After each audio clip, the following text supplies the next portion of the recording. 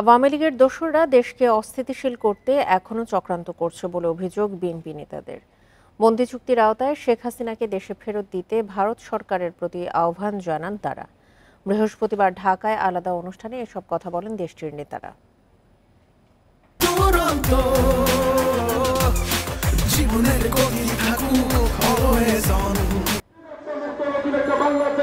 অন্তর্বর্তীকালীন সরকারকে প্রশ্নবিদ্ধ করা ও আওয়ামী দোসরদের ষড়যন্ত্রের প্রতিবাদে প্রেস ক্লাবের সামনে এ অবস্থান কর্মসূচি। অনুষ্ঠানে বিএনপি নেতা জয়নুল আবদিন ফারুক দাবি করেন, ডক্টর ইউনূসের বিরুদ্ধে ষড়যন্ত্র করছে আওয়ামী লীগের দোসররা। দিল্লিতে বসে শেখ হাসিনা এসব ষড়যন্ত্র করছে, তাই দ্রুত তাকে দেশে ফেরাতে হবে।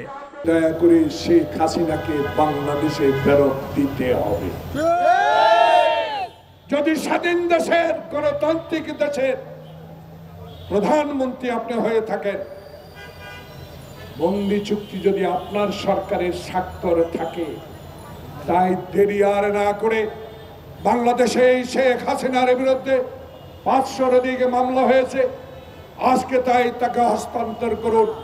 এদিকে ছাত্র জনতার আন্দোলনে মাতোয়াইল এলাকায় পুলিশের গুলিতে নিহত সৈকতচন্দ্র দে এবং পারভেজের শোকাহত পরিবারের সাথে সাক্ষাৎ করতে যান বিএনপি নেতা রুহুল কবির রিজভী। এ সময় তিনি বলেন, কথা বলার স্বাধীনতা ফিরেছে। বর্তমান সরকারের বিরুদ্ধে কথা বললেও কেউ আয়নাঘরে বন্দি করবে না।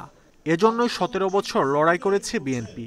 আমরাই আমাদের দেশকে গঠন করতে পারবো এবং আমাদের সেই স্বতঃস্ফূর্ত শক্তি, আমাদের সেই সম্ভাবনা, সেই মেধা এখানে রয়েছে, যাতে আমরা একটা সত্যিকারের এবং সচল কার্যকর গণতন্ত্রের দিকে আমরা যাতে এগিয়ে যেতে পারি। এখন সেই পরিস্থিতি আমাদেরকে তৈরি করতে হবে। ছাত্র জনতার আন্দোলনে নিহত পরিবার এবং আহত সবার পাশে বিএনপি ভবিষ্যতেও থাকবে বলে জানান দলটির নেতারা। মাহমুদ শরীফ, ইন্ডিপেন্ডেন্ট নিউজ, ঢাকা।